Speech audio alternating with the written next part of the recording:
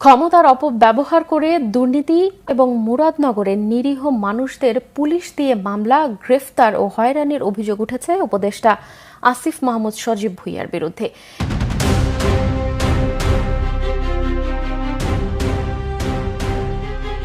সব সালারা বাটপার, ছাত্র সমন্বয়করা বিভিন্ন জনের বিষয়ে তদবির করে আসিফ মাহমুদের বাপে লুটপাট করে আসিফ মাহমুদ জানে না, এই তো প্রশাসক নিয়োগ করতেছে এনসিপি।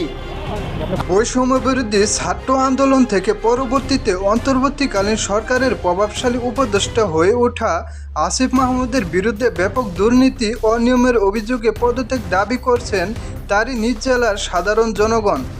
আমরা আসিফ মাহমুদের পদত্যাগ চাই। তার এপিএস এর দুর্নীতির সাথে তার সংশ্লিষ্টতা আছে, তার শক্তি তার ক্ষমতা প্রয়োগ করে তিনি দুর্নীতি করেছেন।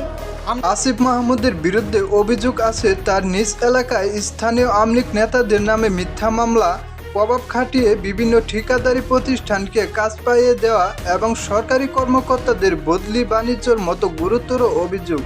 উপদেষ্টা আসিফ মাহমুদ ছাড়াও আরেক ছাত্র উপদেষ্টা মাহফুজ আলমের বিরুদ্ধেও রয়েছে নানান অনিয়ম ও দুর্নীতির অভিযোগ। দুর্নীতি, অনিয়ম ও নিয়োগ বাণিজ্যের দৌড়ে পিছিয়ে নেই ছাত্র সমন্বয়কদের গঠন করা নতুন এনসিপির নেতারাও।